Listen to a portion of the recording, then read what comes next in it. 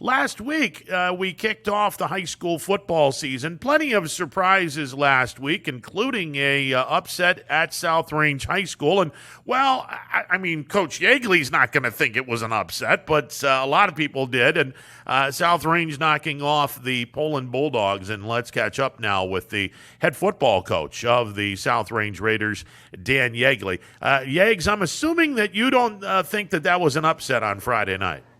Well, you know what? I just think it was a great win. I mean, you know what? Our kids, we started talking about Springfield come June 1st because that's who we thought we were going to be playing if we had a season. And then all of a sudden, a couple weeks into it, they say, all late play, and then they drew the league, and we got Poland first. And so then it started talking about Poland.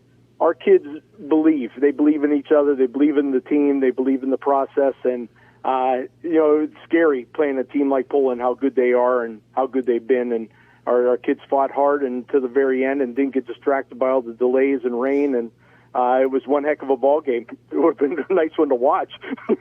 No doubt. You guys were 7-3 last year in the regular season, and one of those losses was to Poland, in Poland, 27-7. How satisfying was that to not only see your guys win this game against Poland, but if you look ahead, and I know coaches don't like to do this, losing by 20 last year, you won this year. Does that, without wanting to look ahead, but you can't help but doing it, does that make you realize that your team could be really, really special this year? Well, Ron, we know our team's very special this year. I mean, it's a great group of kids, and you got the. I've been around for a long time, so you circle those losses, like all the coaches say. But you start talking to them in the winter about how important it is to be ready for those games. And that's why we were talking about Springfield in June, and that's why we were talking about Poland later, because that's an important game. You gotta circle those on your calendar saying this is an important game. If we want to be able to be competitive in the NE8, guess what? They're the elite group. They won it last year, so we had to go after them with everything we had. And it doesn't get much easier for you guys. The Girard Indians, who got a good victory after a sloppy start, but sloppy in the rain, which everyone pretty much played sloppy when it was pouring down rain. Girard put up 35 points in the second half. They get the victory over Lakeview. You guys will go to them at beautiful Arrowhead Stadium up in Girard. That's a good test, and it seems like every single week is going to be a test for you guys. You got Niles on the schedule, at Jefferson, Struthers at home, at Hubbard. The schedule is a knockout of a schedule this year, Coach.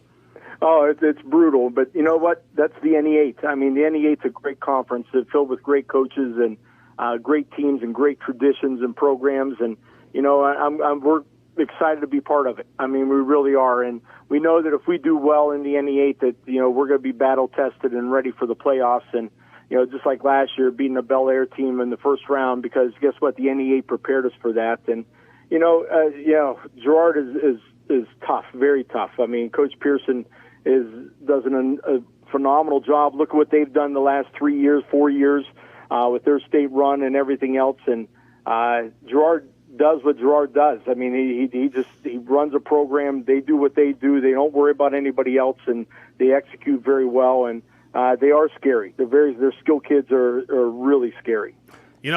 A few years ago when you guys went to the state semifinals, you did that as an independent, and I'm sure you recall many conversations that we've had in the past. We've known each other for God knows how long, but that year I kept saying that this independent schedule, and it was a meat grinder schedule from start to finish for you guys, but it wasn't one of those schedules that would completely destroy your team. You were testing your team on a week-in, week-out basis with very few breathers.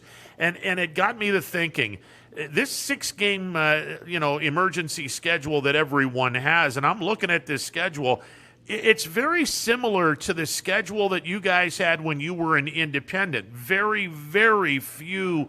Well, let's take a breather. As a matter of fact, I can only think of one, with all due respect to Jefferson, on September the 18th. But even that game is up there. So you guys are going to have to play some really good football for 6 weeks, and it just dawns on me that, man, come playoff time in D5, you guys are going to be ready to take on all comers, because that schedule is going to prepare you for that. Oh, I agree 100%, Ron. That's what the league does, and that's one of the reasons why we got into it. And you talked about our independent schedule. Those couple of years that we were in independent, and we try to prepare our kids. Guess what? There is no time off. You can't take breaks. Trying to prepare them more mentally than physically. I mean, physically, yeah, guess what? You got to play 4 quarters, and they can adjust to that, and we can train them for that. But mentally is the tough one. And, another thing that people didn't realize, but when we were playing that independent schedule, our JVs and freshmen and our underclassmen were playing the NEA teams. We were playing the Girards and the Polands and everybody else.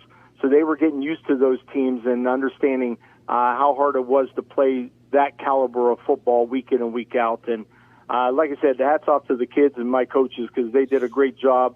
The kids played hard and are playing hard last year and this year, and my coaches are doing a tremendous job preparing them week in and week out. Dan, how satisfying was it for you, for your defensive line, to not only hold their own against the incredibly large Poland offensive line, but at times able to penetrate that line and slow down, if not stop, their running game?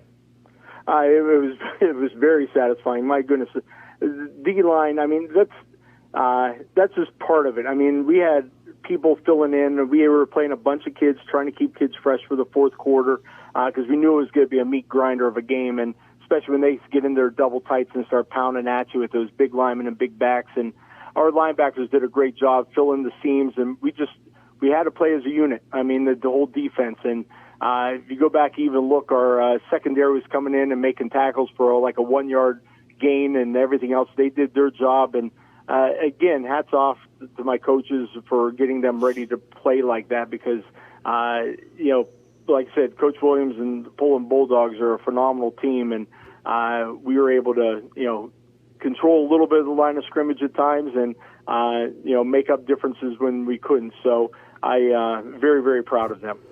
When this interview started, you made mention that you guys, up until I want to say April or May, everyone was all jacked up, ready to take on the Springfield Tigers. Yeah, that's been a staple the last few years.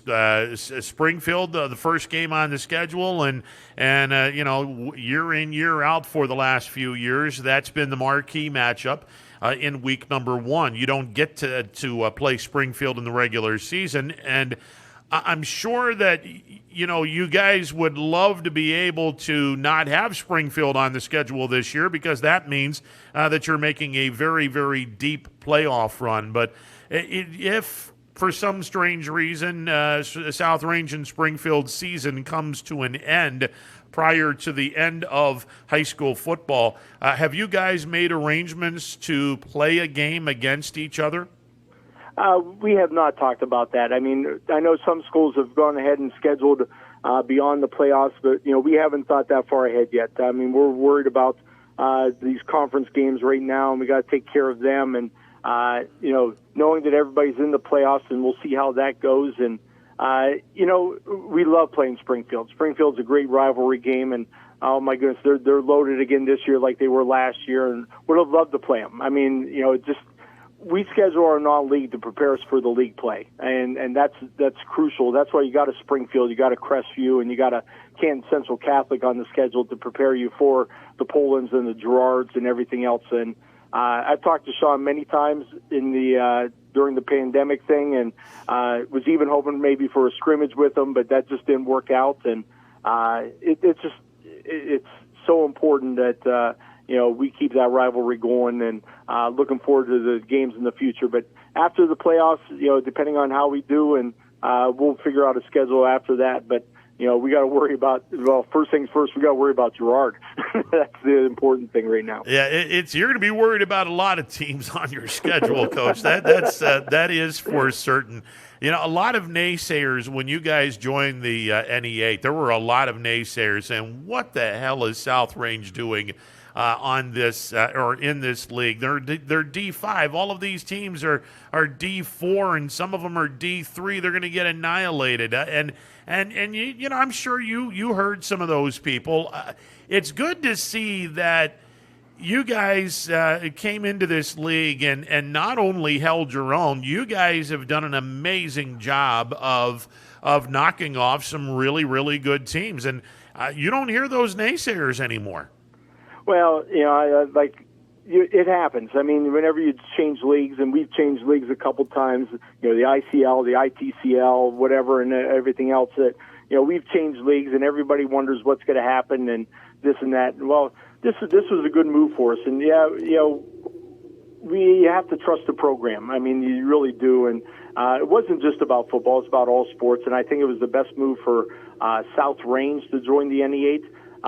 Yes, we do have to compete week in and week out, and it's a tough schedule. And like I said, I really want to thank the NE8 for accepting us and helping me out, because I'm the new guy on the block, even though I'm the old guy, I guess. But I'm the new guy on the block. But they've helped me out tremendously and been very supportive of our program. And it is good for us, and it's good for the league. And it's fun week in and week out being able to battle like this, because like you said, you love playoffs. Well, this is a playoff game every single week in this league. Okay, you made mention that you're the old guy, and I'm using air quotes because you're not old, Coach. All right. Okay, just because we're about the same age. Yeah, exactly. Because if you're old, I'm old, and I'm not old. Okay. I mean, I'm worn down, but I'm not old. You're in your 25th year as the head football coach. What have you learned in the last 25 years that you would want to sit down with a rookie coach or someone that's relatively new in high school football? What are some of the lessons that you've learned in the past 25 years?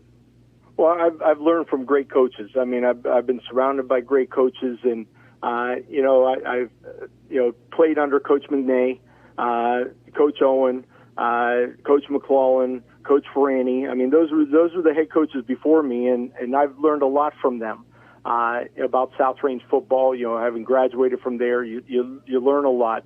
I would tell people, it's about consistency. Just be consistent with the kids and trust in them, and you got to love your players, and I love them to death, and they know that, and I'm going to fight for them, and they're going to fight for me, and don't always be looking for that other job. I mean, my goodness, I know coaches sometimes say, "Oh, I'm going to take this job to look for the next one." Guess what?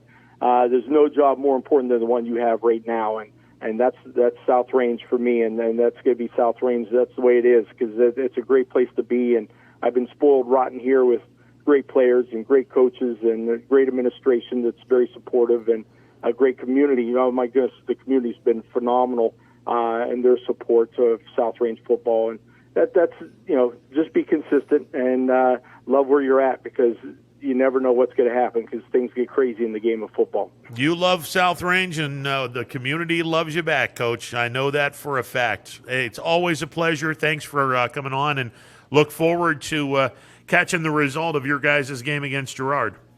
Thank you, Ron, and thank you so much for supporting South Range football. Really appreciate it. You and YSN are awesome. Appreciate it, sir.